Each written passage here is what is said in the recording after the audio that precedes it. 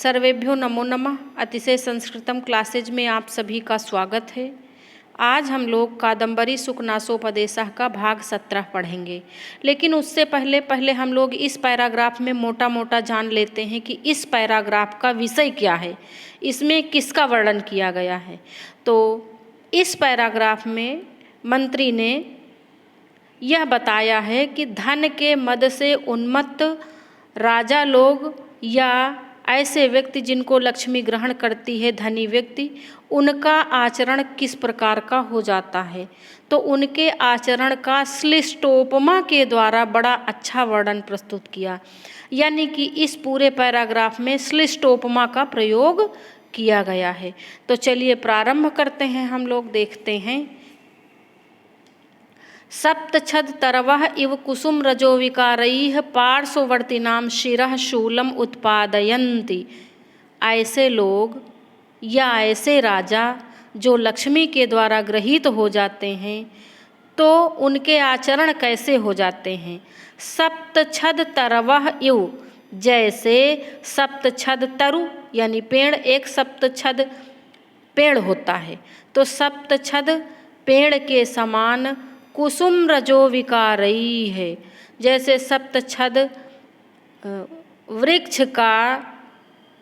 वृक्ष के पुष्प की जो रज होती है, रज अर्थात पराग या धूल, पुष्प के पक्ष में देखेंगे तो रज का अर्थ उसके पराग से होगा। तो उसका जो पराग होता है विकारैः, विकार उत्पन्न करता है। किसके? पार्श्ववर्ती नाम, जो समीपवर्ती समीपस्थ लोग होते हैं उनमें विकार उत्पन्न करता है। शिरः शूलम उत्पादयति, और लोगों में शिरः शूलम, सिर में शूल अर्थात पीड़ा उत्पन्न कर देता है। सप्तछद एक वृक्ष होता है, तो इसके जो पुष्प होते हैं इनकी गंध इतनी तेज होती है, इनके जो पराग की रज जो होती है उससे लोगों के सिर में दर्द उत्पन्न हो जाता है।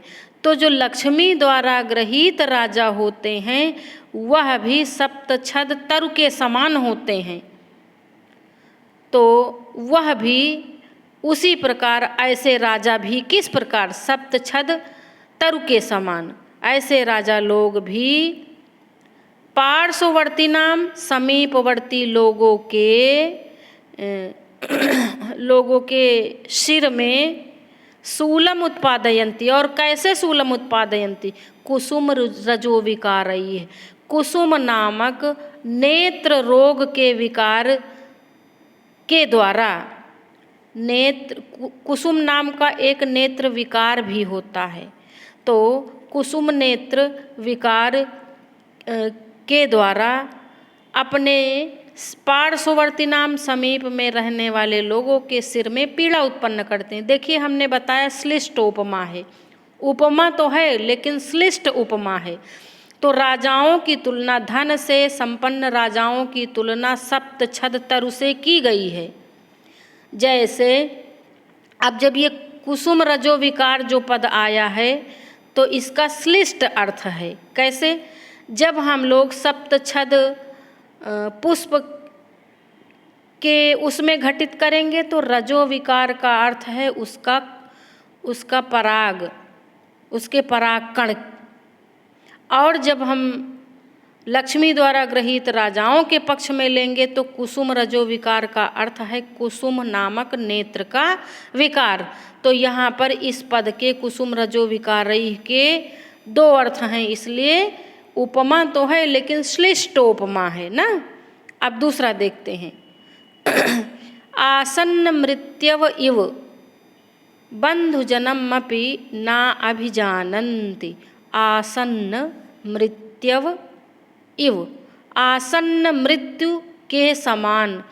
आसन्न मृत्यु कहते हैं मरणासन्न व्यक्ति को ना, ऐसा व्यक्ति जिसकी मृत्यु बहुत समीप में है तो उसको कहते हैं आसन्न मृत्यु, है ना। आसन्न मृत्यु अर्थात जिसकी मृत्यु समीप में आ गई है, ऐसे व्यक्तियों के समान। यू लगा है ना, ऐसे व्यक्तियों के समान। अब यू लगा है तो यहाँ पर अब उपमा हो गई।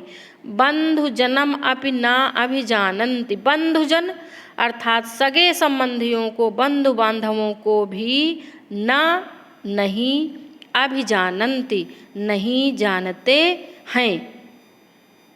तो ऐसे राजा लोग भी, कैसे राजा लोग? जो लक्ष्मी के द्वारा ग्रहित होते हैं, वह राजा लोग भी आसन्न मृत्यु के समान अपने आसपास के परिचित लोगों को नहीं जानते हैं या जानना नहीं चाहते हैं, क्योंकि लक्ष्मी जिसके पास आ जाती है वो अपने छोटे मोटे रिश्तेदारों को, रिश्तों को भूलने लगता है ना।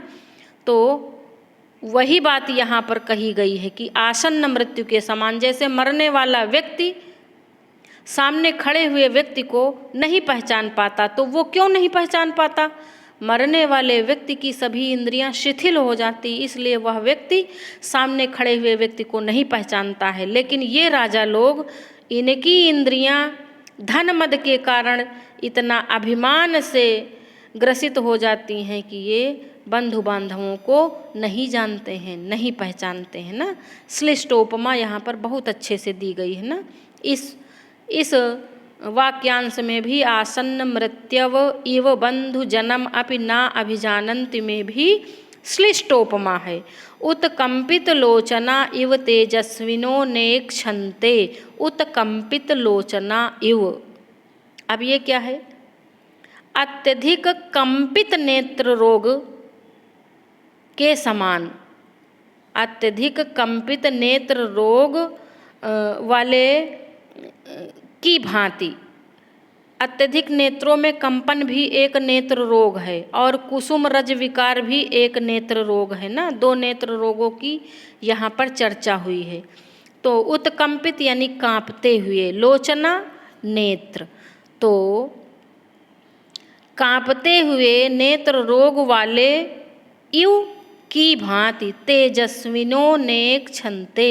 तेजस्वी अर्थात बुद्धिमान ज्ञानी व्यक्तियों को नेक्षन्ते, न धन ईक्षन्ते नेक्षन्ते, तो इसका अर्थ है नहीं देखते हैं। तेजस्वी व्यक्तियों को नहीं देखते हैं, ठीक, ऐसे नहीं देखते हैं जैसे इनके नेत्रों में कांपने वाला रोग हो गया हो, ठीक। फिर काल दंष्टायु महामंत्रैरपि न प्रतिबुध्यन्ते। काल दंष्टायु, काल दंष्टा माने होता है बहुत ही विषैला सांप। तो ये राजा लोग लक्ष्मी के द्वारा धन के घमंड से ग्रसित राजा लोग किस प्रकार के रहते हैं? काल दंष्टायु, भयंकर विषैले सांप के द्वारा काटे हुए व्यक्ति के समान। महामंत्रैरपि न प्रतिबुध्यन्ते, मंत्रोच्चारण के द्वारा भी न प्रतिबुध्यन्ते, नहीं प्रबुद्ध किए जाते हैं। नहीं प्रबुद्ध अर्थात नहीं जगाए जा सकते हैं। तो जैसे किसी व्यक्ति के भयंकर काला सांप काट लेता है तो चाहे जितना मंत्र पढ़ो उस व्यक्ति की मूर्छा दूर नहीं होती है, वैसे ही तुलना की गई है सांप काटे हुए व्यक्ति से ऐसे लक्ष्मी के द्वारा ग्रहित राजा लोगों की। वैसे ही लक्ष्मी के द्वारा ग्रहित राजा लोग भी चाहे जितना मंत्रों से इनको प्रबुद्ध किया जाए, जगाया जाए, ये धन के घमंड से बाहर नहीं निकलते हैं, ये अभिमान में चूर रहते हैं। आगे देखते हैं ना, यहाँ पर भी श्लिष्टोपमा का उदाहरण है ना, दो दो अर्थ चल रहे हैं। जातुषा भरणान्यु शोष्माणम न सहन्ते। जिस प्रकार जातुषा भरण ना, जातुष कहते हैं लाख को और आभरण कहते हैं, आभरण माने आभूषण।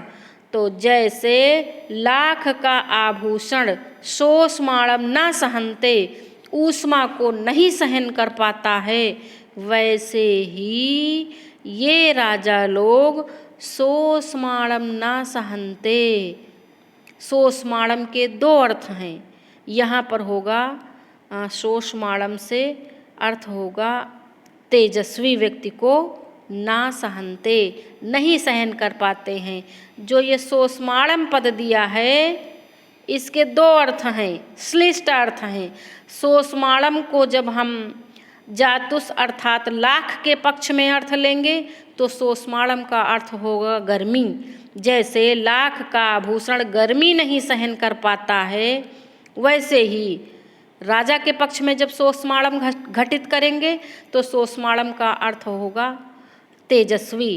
तो लाख के आभूषण जैसे गर्मी नहीं सहन कर पाता है, वैसे ही ये राजा लोग तेजस्वी पुरुषों को ना सहनते, नहीं सहन कर पाते हैं ना।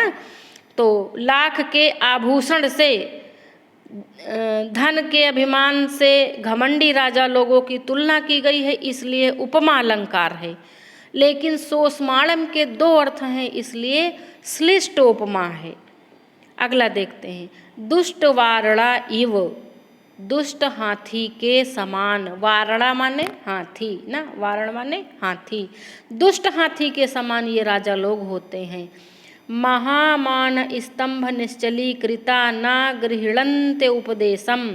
जैसे दुष्ट हाथी महामान स्तंभ, बहुत बड़े मोटे खंभे से, स्तंभ माने खंभा, बहुत बड़े मोटे खंभे से निश्चलीकृता, निश्चल कर दिया जाता है, अर्थात बांध दिया जाता है कसकर। ना गृहणन्ति उपदेशम, फिर भी वह उपदेश ग्रहण नहीं करता है। जैसे दुष्ट हाथी को बहुत बड़े मोटे मजबूत खंभे में बांध दिया जाता है, निश्चल कर दिया जाता है, परंतु वह महावत के उपदेश को ग्रहण नहीं करता। अच्छा, उपदेश से यहाँ क्या तात्पर्य है? हाथी को कौन सा शास्त्र पढ़ाएंगे? हाथी को शास्त्र नहीं पढ़ाएंगे। कोई भी जानवर हो या पक्षी हो या वस्तु हो, जब तक उसको शिक्षित प्रशिक्षित नहीं कर दिया जाता तब तक उसे उपयोग में नहीं लाया जाता। तो पशुओं पक्षियों को भी प्रशिक्षित किया जाता था उस समय, और आज भी किया जाता है। बिना प्रशिक्षण के उसको कार्य में नहीं उतारा जाता है। तो हाथी को भी भाई, हाथियों से युद्ध होता था, राजा लोग चलते थे तो प्रशिक्षित किया जाता था महावत के द्वारा पहले। तो जो दुष्ट हाथी होते थे उनको खंभे में बांध कर प्रशिक्षित किया जाता था कैसे चलना है। तो राजा लोगों के पक्ष में इसमें क्या घटित होगा? राजा लोग दुष्ट हाथियों के समान हैं, क्योंकि महामान स्तंभ निश्चलीकृता, ये लक्ष्मी के द्वारा इनके अंदर जो बहुत अधिक महामान घमंड आ गया है, उससे ये स्तंभित अर्थात स्थिर हो गए हैं, निश्चलीकृता और बांध दिए गए हैं घमंड के द्वारा, जिसके कारण ना गृहणन्ते उपदेशम, उपदेश अच्छे लोगों के विचारों को, मनस्वी लोगों के विचारों को ग्रहण नहीं करते हैं, गुरुओं के उपदेश को ग्रहण नहीं करते हैं। तो यहाँ भी दोहरा अर्थ है ना।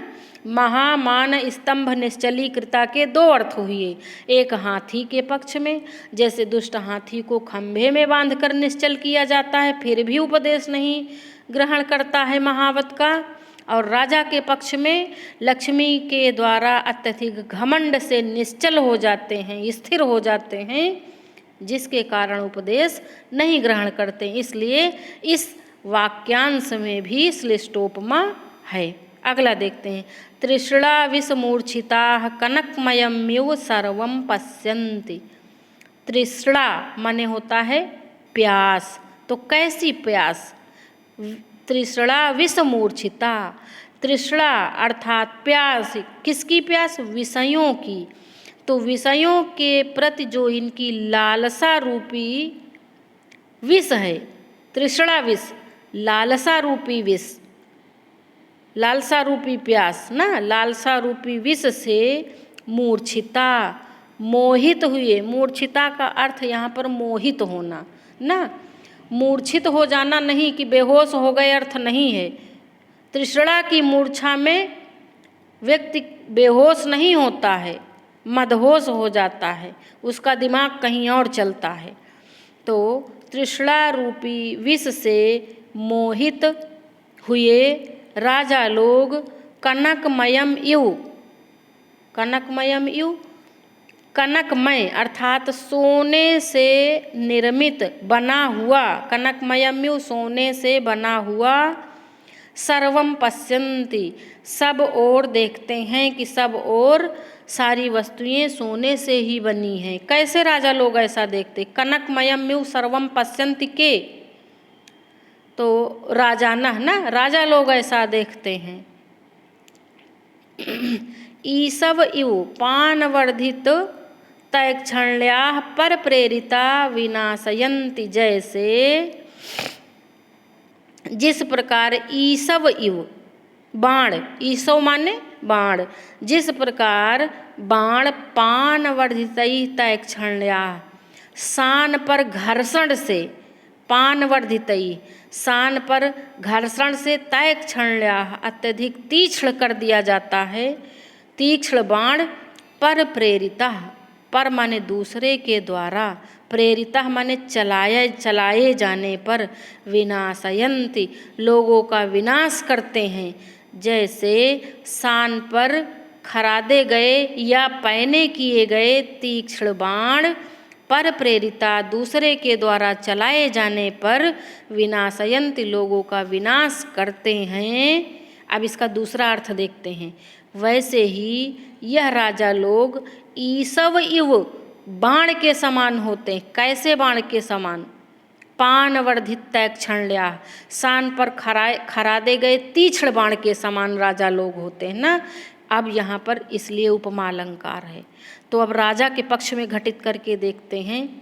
यह राजा लोग पानवर्धित तैक्षण्याः, पान अर्थात मदिरा पान से, तैक्षण्याः वर्धित तैक्षण्याः, पान का अर्थ राजा के पक्ष में मदिरा पान से लेंगे, तो मदिरा पान से बढ़ी हुई तीक्ष्णता अर्थात उग्रता से, उग्रता के कारण पर प्रेरिता दूसरों के द्वारा प्रेरित किए जाते हैं, यानी दूसरे लोग उन्हें चढ़ा देते हैं। और फिर क्या होता है? विनाशयन्ति, ऐसे में वे राजा लोग विनाशयन्ति मनुष्यों का विनाश कर देते हैं ना। तो दोहरा अर्थ हो गया ना। राजा लोग जब मदिरा पान कर लेते हैं तो उनका दिमाग तो काम करता नहीं, तो पर प्रेरिता हो जाते हैं। दूसरे लोग उन्हें जैसे जैसे बता देते हैं वो मान लेते हैं, और जिसके विषय में बता देते हैं, बता दिए फला बड़े खराब हैं, ये मंत्री बड़े खराब हैं, राज्य का संचालन अच्छे से नहीं करवा रहे हैं। अब नशे में चूर राजा मान लेता है कि ये व्यक्ति सही कह रहा है, और फिर उस अच्छे मंत्री का ये राजा लोग विनाशयन्ति विनाश करा देते हैं ना। अब अगला देखते हैं। दूर स्थितान्यपि फलानीव दंड विक्षेपैर महाकुलानि शातयन्ति, जैसे दूर स्थितान्यपि दूर स्थित होने पर भी, फलानीव फल, जैसे दूर स्थित होने पर फल, दंड विक्षेपई दंडे को मार कर, दंडे से मार कर विक्षेपई तोड़ लिए जाते हैं या गिरा लिए जाते हैं, वैसे ही दूर स्थितान्यपि दोहरा अर्थ है। दूसरा अर्थ क्या है? वैसे ही दूर स्थित होने पर भी, कौन? महाकुलानि अच्छे कुलों के दूर होने पर भी यह राजा लोग दंड विक्षेपई, अब राजा के पक्ष में दंड विक्षेप का अर्थ है सेना के द्वारा या दंड का प्रयोग करके या सेना के द्वारा ऐसे जो महान कुल हैं उनको शातयन्ति नष्ट कर देते हैं। तो दूर स्थितान्य और दंड विक्षेपई के दो अर्थ हैं। राजा के पक्ष में दंड विक्षेप का अर्थ है सेना के द्वारा, और फल के उसमें है, फल के पक्ष में होगा कि दंडे के द्वारा मार कर गिरा लिए जाते हैं, है ना। दोहरे अर्थ हैं, इसलिए श्लिष्टोपमा है। इस पूरे गद्य में श्लिष्टोपमा है। तो अब मुझे उम्मीद है आप लोगों को ये पाठ समझ में आ गया होगा। और अब हम लोग पढ़ते हैं इस पाठ की व्याकरण, भाग 17 की व्याकरण पढ़ लिया जाए ना। कादम्बरी सुखनासोपदेशः भाग 17 सप्तछदतरवः से सातयन्ति तक ना। सप्तछद नाम क्यों पड़ा? इसके पत्ते मतलब एक उसमें 7 पत्ते निकले होते हैं, इसलिए सप्तछद कहते हैं। और सप्तछद का जो पुष्प होता है उसकी गंध ऐसी होती है कि सिर में वेदना होने लगती है, पीड़ा होने लगती है। तो लक्ष्मी के द्वारा गृहीत राजा लोगों की तुलना इससे की गई है। सप्तछदतरवः इव, सप्तछद वृक्षों की भांति, सप्तः छदाः येषां ते सप्तछदाः बहुव्रीहि समास है। वो क्या कहते हैं कि द्विगु मत मार देना ना, सप्तछदतरवः में द्विगु समास नहीं होगा, बहुव्रीहि समास होगा। इन सभी बातों का ध्यान रखेंगे।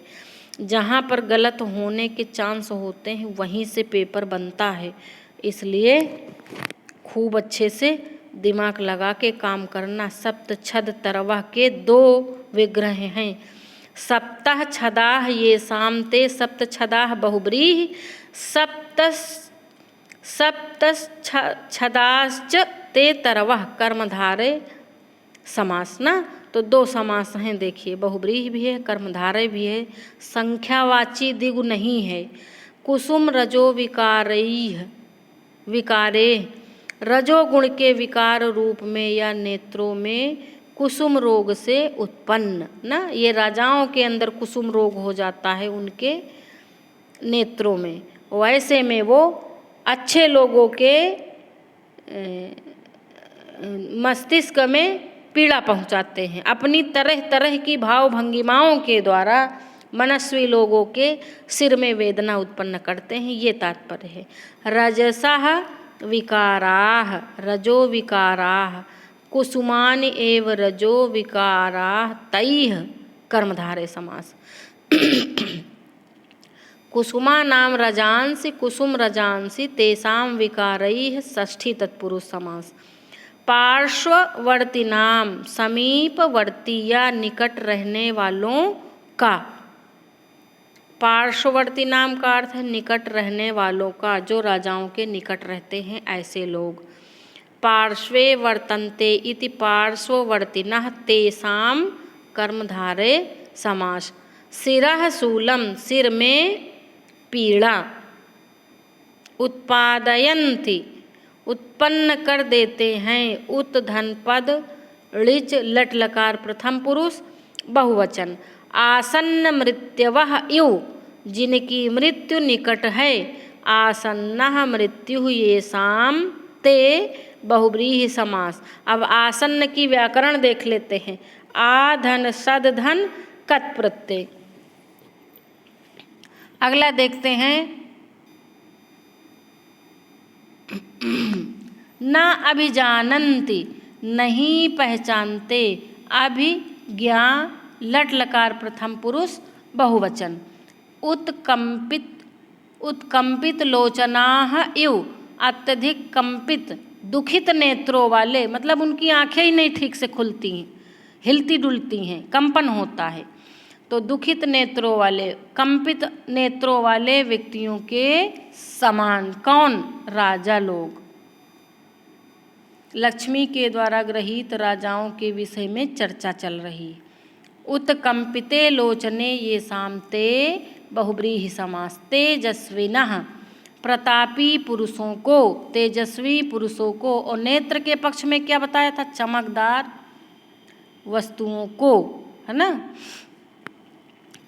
तेजः येषां अस्तीति तेजस्विनः, तेजस धन विनि, तेजस्विन। न ईक्षन्ते, नहीं देखते, न धन ईक्ष, आत्मने पद लट लकार प्रथम पुरुष बहुवचन। ईक्षन्ते आत्मने पद का रूप है। कालदंष्टा, कालदंष्टाः इव, महाविषैले सर्प के द्वारा काटे हुए व्यक्ति के समान। कालेन दंष्टाः, कालदंष्टाः, और दंस धन कत प्रत्यय होगा दंष्टाः में। महामंत्रैः, सर्प के विष को दूर करने वाले मंत्र, है ना। महान्ताश्च ते मंत्राः महामंत्राः तैः कर्मधारे समास। महामंत्रैः में कौन सा समास? कर्मधारे समास। ना प्रतिबुध्यन्ते, प्रबुद्ध नहीं किए जाते अर्थात नहीं जगाए जा सकते। प्रतिबुद्ध यक कर्मवाच्य लट लकार प्रथम पुरुष बहुवचन। जातुषा भरणानि इव, लाख से बने आभूषण की भांति, उपमा अलंकार ना। जतुष धन अण, जतुषाणि च तानि आभरणानि इव कर्मधारय समास ना। जातुषा भरणानि इव में समास कौन सा है? कर्मधारय। और अलंकार कौन सा है? श्लिष्टोपमा। सोस्माणम, तेजस्वी को, अग्नि को ना। दो अर्थ हैं ना, श्लिष्ट अर्थ हैं। जब लाख के पक्ष में देखेंगे तो सोस्माणम का अर्थ होगा अग्नि को नहीं सहन कर पाते। जब राजा के पक्ष में देखेंगे तो सोस्माणम का अर्थ होगा तेजस्वी पुरुष को नहीं सहन कर पाते। ना सहनते, सहन नहीं करते। सह लट आत्मनेपद प्रथम पुरुष बहुवचन, सब में बहुवचन है। दुष्ट वारणा यु, बिगड़ैल हाथी के समान। महामान स्तंभ निश्चलीकृता, अभिमान के कारण दुराग्रह से निश्चल बने हुए। ये राजा के पक्ष में है। राजा अभिमान के कारण निश्चल हो जाते हैं और दुष्ट हाथी को स्तंभ में बांधकर निश्चल किया जाता है। ठीक, दो अर्थ हुए। अगला देखते हैं हम लोग अब। ये महाश्चासौ मानः, महामानः कर्मधारय समास। ठीक, अब इसके बाद देखते हैं निश्चल धन चुई क्रीधन कत ना।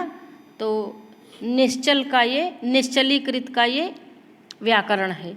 ना गृहणन्ति, ग्रहण नहीं करते, ग्रहण नहीं करते हैं। ग्रह धन लट प्रथम पुरुष बहुवचन। तृष्णा विषमूर्छिता, विषयों के प्रति लालसा जिसके कारण मूर्छित, है ना।